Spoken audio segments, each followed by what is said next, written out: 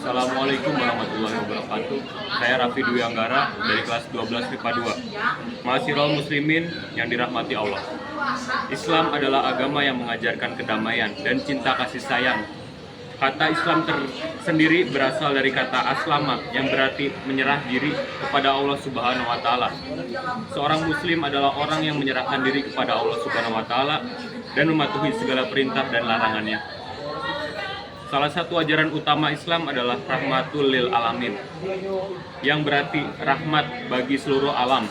Islam mengajarkan umatnya untuk hidup damai dan berdampingan dengan semua makhluk ciptaan Allah Subhanahu wa taala, termasuk sesama manusia, hewan, dan tumbuhan. Al-Quran dan hadis Nabi Muhammad SAW banyak sekali mengajarkan tentang perdamaian. Misalnya, dalam Al-Quran disebutkan dalam surah Al-Anfal ayat 61, Bismillahirrahmanirrahim, wa in janahu lisalmi fajnah laha wa tawakkal 'alallahi innahu huwas samiul alim, yang artinya, akan tetapi jika mereka condong pada perdamaian, condonglah engkau Nabi Muhammad padanya dan bertakwalah kepada Allah.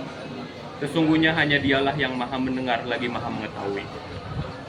Ma'asyiral muslimin yang dirahmati Allah, menurut Buya Hamka dalam kitab Tafsir Al-Azhar, pangkal ayat ini menjadikan bukti bahwa perang bukanlah tujuan.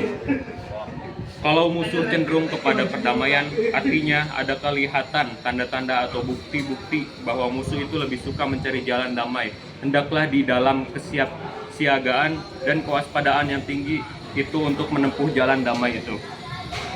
Jalan-jalan menuju damai itu hendaklah dilapangkan, yaitu damai yang tidak akan merugikan atau menjatuhkan ma'ruf Islam. Ayat ini menunjukkan bahwa Islam adalah agama rahmatul lil alamin, yaitu agama yang membawa roh rahmat dan kasih sayang bagi seluruh umat manusia. Oleh karena itu, umat muslim harus menyebarkan kedamaian dan kasih sayang kepada seluruh umat manusia, tanpa memandang agama, ras, dan suku. Pada sisi lain, perdamaian adalah inti dari ajaran Islam. Islam adalah agama yang mengajarkan cinta, kasih sayang, dan toleransi. Islam juga mengajarkan untuk menghindari kekerasan dan permusuhan. Ma'asyiral muslimin yang dirahmati Allah, dari ayat ini terlihat bahwa perdamaian dalam Islam merupakan suatu yang dianjurkan. Islam adalah agama yang cinta damai, dan ajarannya mendorong umatnya untuk senantiasa hidup dalam kedamaian dan harmoni. Lebih lanjut, perdamaian ini tidak hanya ditekankan dalam hubungan antara sesama muslim, tetapi juga dalam hubungan antara umat beragama dan bangsa. Dan dalam konteks kehidupan modern, ayat tersebut dapat menjadikan pedoman bagi kita untuk menghindari segala bentuk kekerasan, baik kekerasan fisik maupun kekerasan verbal. Kita harus senantiasa menjaga kehidupan manusia dan menghargai hak asasi manusia. Kita juga harus menjauhi segala hal yang dapat menimbulkan konflik dan kekerasan. Wa innimra'atu khafat min ba'liha nusudan aw i'radan fala junaha 'alaihima an yusliha bainahuma sulhan wa sulhu khair wa uhdiratil anfusus wa in tuhsinu wattattaqu fa innallaha kana bima ta'maluna khabir, yang artinya, jika seorang perempuan khawatir suaminya akan nusyuz atau bersikap tidak acuh, keduanya dapat mengadakan perdamaian, yang sebenarnya perdamaian itu lebih baik bagi mereka. Walaupun manusia itu menurut tabiatnya kikir, jika kamu berbuat kebaikan dan memelihara dirimu dari nusyuz dan sikap tidak acuh, sungguhnya Allah Maha teliti terhadap apa yang kamu kerjakan. Dari surah Al-Anfal ayat 128. Ma'asyiral muslimin yang dirahmati Allah, dari ayat ini terlihat bahwa perdamaian dalam Islam merupakan sesuatu yang dianjurkan. Islam adalah agama yang cinta damai, dan ajarannya mendorong umatnya untuk senantiasa hidup dalam kedamaian dan harmoni. Lebih lanjut, perdamaian ini tidak hanya ditekankan dalam hubungan antara sesama muslim, tetapi juga dalam hubungan antara umat beragama dan antar bangsa. Ma'asyiral muslimin yang dirahmati Allah, sejatinya Islam mengajarkan umatnya untuk mengutamakan perdamaian dalam menyelesaikan konflik.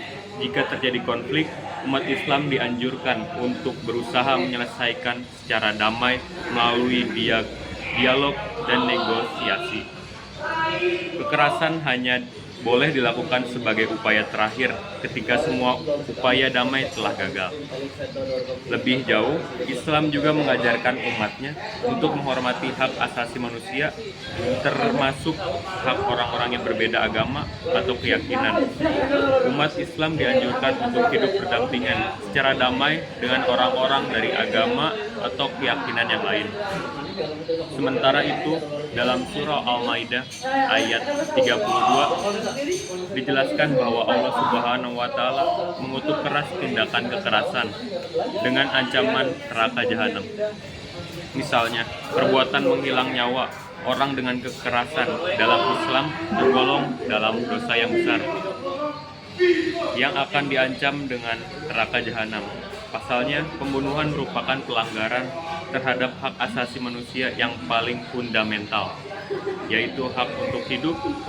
Allah Subhanahu wa taala menciptakan manusia dengan sebaik-baik bentuk dan memberikan berbagai macam nikmat, termasuk hak untuk hidup. Oleh karena itu, membunuh manusia adalah perbuatan yang tidak menghargai ciptaan Allah dan melanggar hak asasi manusia. Dalam ayat tersebut juga menjelaskan bahwa memelihara kehidupan manusia adalah perbuatan yang mulia dan akan mendapatkan pahala yang besar. Hal ini karena memelihara kehidupan manusia berarti menjaga ciptaan Allah Subhanahu wa taala dan menghargai hak asasi manusia.